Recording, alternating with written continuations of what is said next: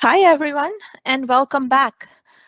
Thank you again to our moderators for supporting the live event for the 5th week in a row.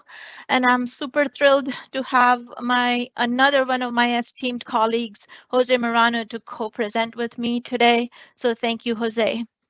So what you are seeing on my screen is just a little backstory on the inspiration behind this networking series and the layering methodology. This is a real NVA high availability design that I did back in 2020 to mimic a customer scenario. And as you can see, it got very complex very quickly. So this is the first design that I did in Draw.io, and let's untangle it with layers.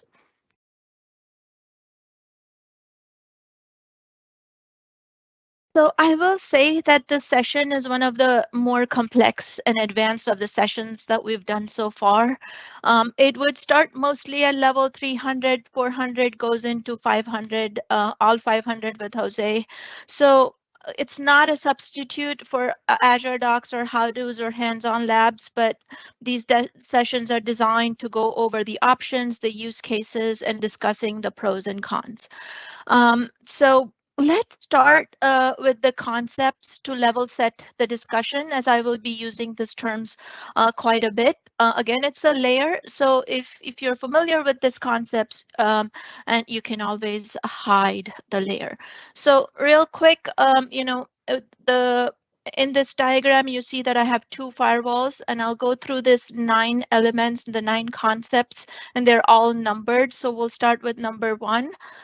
Which is the two firewalls that inspects the traffic to and from. So you want to look at the untrust side and then the trust side, right? The public and the private side.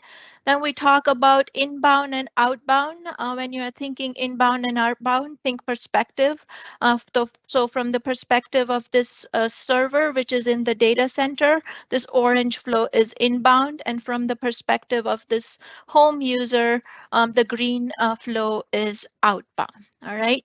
And then SNAT, or the source net, when this user in a home environment goes out, it gets seen with the public IP of the external interface. That's the source netting. And same way, if it's the server behind a firewall, in this scenario, the SNAT is the trust interface of the firewall. So the IP of the trust interface of the firewall. All right. And for number 6, to understand the stateful firewall, it's important to understand the TCP connection and the handshake. That's what this output is showing. And all of the bold items in this packet captures are part of the same TCP connection, which uniquely identifies that connection. So that's called the 5-tuple, and our load balancers use the 5-tuple hash algorithm. And lastly, last concept, number 9, is actually I missed one, which is the DNET, the destination netting. Number 4, destination netting is used if you have a server, let's say with a private IP, it does not have a public IP. You would want to net the public IP on the firewall to the private IP on the server. That's destination netting. And then the last concept here is the one where, imagine that this was your data center and you were used to having high availability for your physical firewalls. Some of those traditional methodologies don't work in Azure. I've put a link to the FAQ to explain why, so be sure to check that out. With that, let's turn off the concepts and let's go into our first base design. Like we've done in previously, we'll start with the basic out-of-the-box default design, and then with layers, we'll go into more complex and understand the why behind using different options. Right. So this is a review of what we have already done so far. So let's say that this was your classic hub spoke design. The green flow is referred to as the east-west flow, and it works by the virtue of having the use remote gateway and allow gateway transit on this peering. And then the orange flow is the north-south flow going out onto the internet. So let's introduce the firewall. Now, from a placement perspective, the NVA and the Azure firewall, so if I light up the NVA, NVA and Azure firewall sit in the same place on the network, right? So it's important that we peel off the NVA layer just real quick to understand how it works without the NVA, and then we will introduce the NVA. So as you saw, when I introduced the firewall, the goal is to steer this orange and the green flow through the firewall. So let's see how we can do it. To do that and to preserve the flow symmetry, we have to create a subnet, a route table on all of the spoke subnets over here. And then for the return traffic, we also have to create a UDR or a route table in Azure so that the return traffic also goes through the firewall, right? So when we introduce the firewall, flow symmetry becomes very, very important. So then how does Azure Firewall do this? So we'll understand this concept first with Firewall and then with NVA. So you can see that this is not south incoming, right? So incoming to Azure. So this user initiates the traffic. So this animated flow is showing that this user initiated the traffic. It hits the Azure firewall, and notice that it does an SNAT and a DNAT to the load balancer IP, right? And this SNAT ensures that the return traffic, the dashed line, goes back to the firewall. So that's the north-south incoming. Let's look at north-south outgoing. So again, outgoing from the perspective of this VM, it follows this UDR, the quad 0 route to the firewall. And then from there, notice how it gets SNATed to the public IP of the firewall, and that ensures that the return traffic comes back to the firewall. So that's the north-south outgoing. Now let's look at east-west. Again, the terminology east-west is over here between on-prem to Azure or Azure to on-prem. So in this case, we're showing that this VM is initiating the traffic going to the Azure side. And if you follow this flow, it goes over the express route, and when it hits the gateway subnet, this UDR steers it to the firewall, right? And then it reaches, of course, the load balancer and the VM, and the return traffic again uses the UDR. So UDR, again, very important for flow symmetry. And then we see the same flow in the reverse direction. Um, when um, when you use east-west with the Azure firewall, there is no SNATing, and it is an important point, and it is a best practice to not SNAT the private traffic for various scenarios that involve domain controllers and Kerberos authentication and other mechanism that don't support SNATing. So important to know that Azure firewall does give you that capability. Now, let's introduce, now that we know all of these flows, let's introduce the NVA. NVA would sit in the exact same place where the firewall does, and all of this traffic will be processed by the NVA instead of the firewall, right? So imagine that this NVA fails. So all of our traffic will break, right? So there is no SLA for single VM in Azure. Of course, you could do a premium disk and high availability zone, but it's nowhere near enterprise grade reliability, right? So the fact that this NVA is so central to all of the traffic kind of sets the stage for why a high availability, right? So let's go into our next option.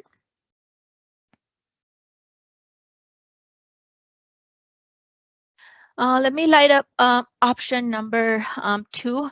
I will say that before we go into the rather complex NVA high availability and the LB sandwich design, often referred to as the sandwich design, let's explore all of the options, right? So we talked about this in our, expert session with Jose and Heather in one of our first session, right? Simple sometimes is good if it solves our use case, right? So let's see what other options do we have.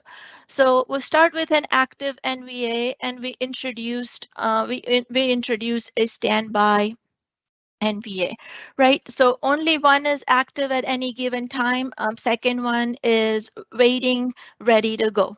So still there is a failover orchestration that needs to happen, and the UDR rewrite needs to happen. So when this NVA fails, you still have to rewrite the UDR to point to the standby NVA, right? This orchestration is done using Azure Manage API calls, and it takes greater than 15 seconds. It's too long for production workloads.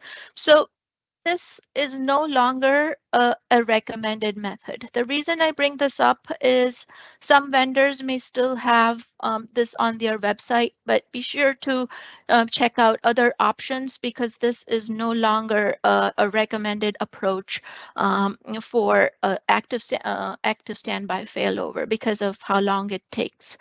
So then there is another intermediate option where we could have two NVAs with an internal load balancer in front of them. And notice the internal load balancer has HA ports enabled. So what happens is the UDR always points to the IP of the internal load balancer. So in the event of the failover, so if this firewall fails and it goes to this one, you don't have to do the UDR rewrites, right? So in that sense, it saves you the time, and this is still used in production in some cases. Of course, you can egress using this NVA using a public IP on the NVA. You can drop a instance level public IP, or you could use the NAT gateway for egress. All right, so that's active standby design with internal load balancer. And let's look at some of the PaaS options, right? So we looked at the Azure firewall already. We looked at how it was central to all of the flows. The other options are if you have web workloads, you can use a web application firewall that comes with application gateway.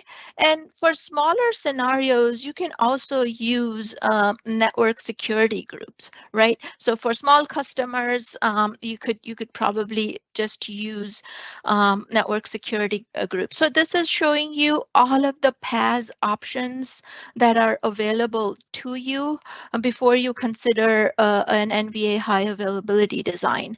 And I took this screen capture right out of one of our blogs, a tech community blogs. It does a comparison of Azure Firewall to NVAs. And one of the biggest thing that I want to call out is Azure Firewall has a built-in high availability and of course the cloud scalability. And with NVAs, you have to implement VM scale set. So, vendors bring in their own templates and orchestration for NVAs. And there's also a cost comparison in that same article.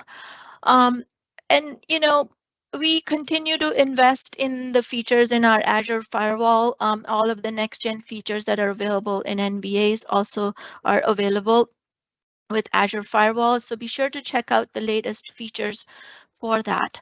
So now that we know all of our other options and what they bring, let's look at the NVA high availability, the sandwich design.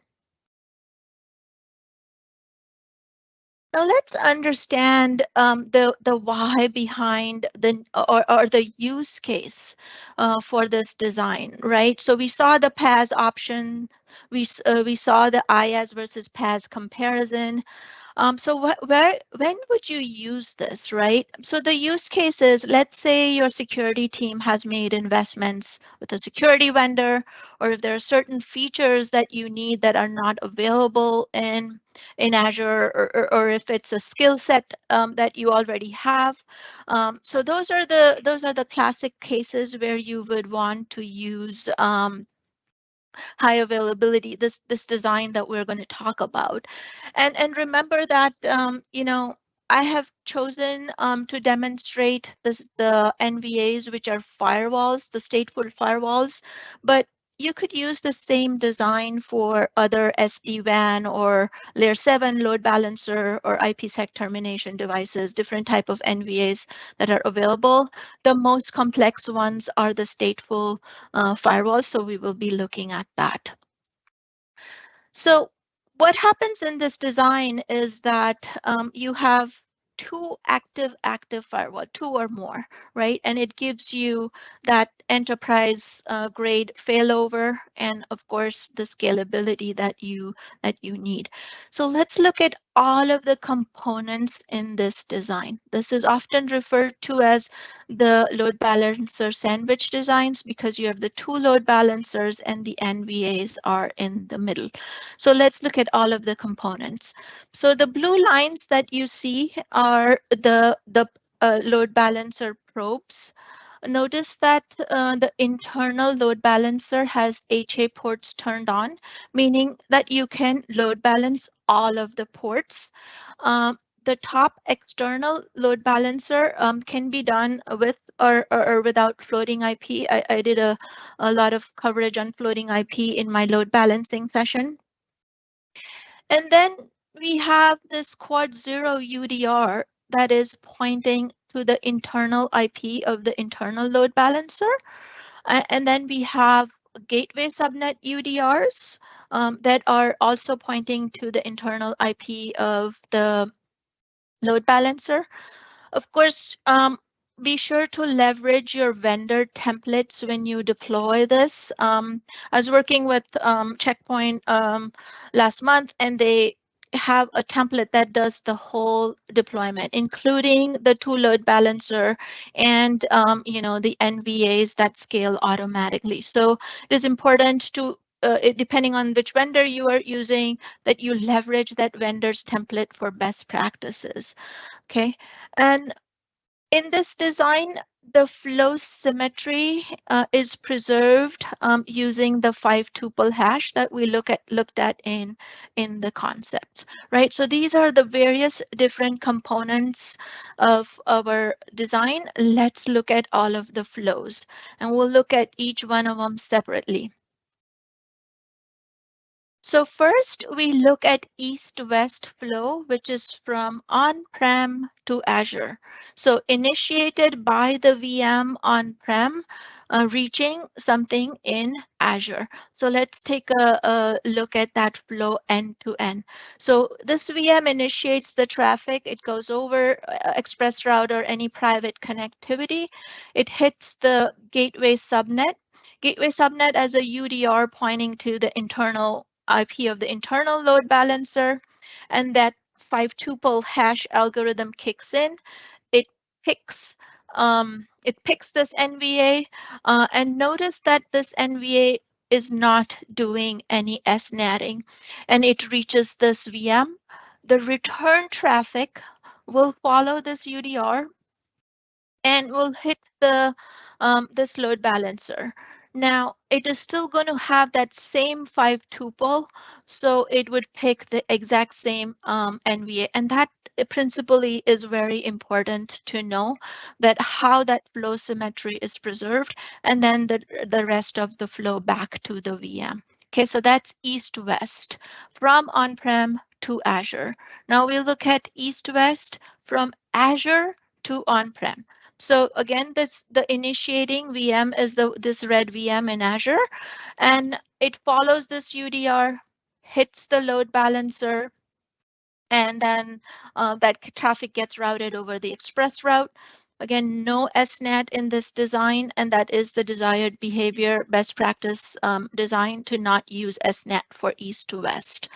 So let's now look at the north-south inbound. Now, north-south inbound is the traffic that is initiated by the user out on the internet coming in to our VM. This is one of the more complex flows, so let's take a closer look at each element of this flow. So this user first hits the public IP on the load balancer, and the load balancer, let's say, happens to pick this NVA. Notice that when it leaves the NVA, it has to do both the SNAT and the DNAT. All right, so this flow from the NVA to the load balancer is SNATed to the private IP of the NVA. And then let's say it picked this VM, the return traffic now bypasses the load balancer because of the SNAT. Now let's say that you forgot or you missed configuring the SNAT. What will happen if you missed configuring the SNAT? And this is a critical concept, is that this return flow, this green flow, instead of bypassing the load balancer, it would follow the UDR. And when it follows the UDR, this load balancer had no idea about the 5 tuple hash, so it would just happen to pick this NVA, right? Because the first flow landed on this load balancer, and the second flow is landing on the different internal load balancer. So when that happens, this NVA does not know about the first packet, the SYN packet. So you will see on your firewall, and I took this capture from one of the checkpoint firewall, but this second firewall will reject the traffic saying, I'm seeing the SYNAC packet, but I didn't have the SYN. So it will drop the packet and the flow will break. All right, so this is a very common mistake that I've seen in the field. So wanted to call that out. And so be sure to kind of make sure that the flow is symmetric end to end. And then the last part, the last flow is the one that is outbound. So initiated by a VM in Azure going outbound. That will follow this UDR to the ILB. And then from the ILB to it picks the NVA. And notice that there is SNAT in two places. The NVA does the SNAT and also the load balancer. So the return traffic kind of follows that path. So SNAT makes the return traffic to be symmetric. All right, and there are a few, oh, and the last part of the flow, I'm sorry. So the return traffic will come back to these NVAs, and then the last part of the flow will bypass the LB because it has routing to the subnet where the VMs reside, right? So that's how that flow works. And then there is a slight variation to the outbound, and I'll show you different vendors do this differently. But you can also put an instance level public IP on your NVA to egress out of Azure, or you could put a NAT gateway here that you can attach it to the firewall untrust subnet, and you can egress using the NAT gateway as well. All right, and so couple things over here. I did do in the load balancing section, I did show you, a variation or a different way of doing this load balancer sandwich design using the Azure Gateway Load Balancer. Again, that Gateway Load Balancer is only going to help us with the north-south flows, right? So not the east-west flows. The east-west flows, these two flows, still would require this design. So I'm going to spend just a couple minutes on the gateway load balancer, just for the completeness of this demo. So let's, if you want to do a deeper dive, it was in my load balancing session that we did a deeper dive of gateway load balancer. So here, there is a lot to see here, but this screen may look familiar to you. So imagine that this is the workload that you want to protect, and you would do that using your NVAs that are highly available NVAs, but you would put those NVAs in front of the gateway load balancer, right? And remember that most vendors give you a template that would deploy this whole pink box with one ARM template. So be sure to leverage that. And the way the flow would work is the gateway load balancer uses the concept of what we call the service insertion or bump in the wire technology, right? So I'll show you quickly the inbound and the outbound flows. So the flow that's initiated by this user will first go to this external load balancer. And again, this is the protected side. So that this is the protected side of the network that you want to insert the firewall in. And then we will chain this load balancer to this gateway load balancer. All right, and that's how it is working. And similarly, outbound flow will go through this instance, NVA instance. It would get cleansed and go back to the internet, right? So both the inbound and outbound flows, if you want to see it together, they are getting intercepted, so to speak, by the security appliance, and they're applying the policies. And if you want to see how that works behind the scene, again, this is a total deep dive over here. Behind the scenes, we spin up two VXLAN tunnels. As you can see over here, we spin up these two VXLAN tunnels that connect the load balancer to the NVAs. And the way it works is in the portal, we give you the option to specify the internal and the external port, and that's what builds these VXLAN tunnels. And the identifier that you punch in the portal is the VNI, the VXLAN network identifier. Again, I've done a very simple yet conceptually explaining VXLAN blog. There is a link to it if you're interested. Do check out the FAQ document. So with that, it completes my part of the presentation.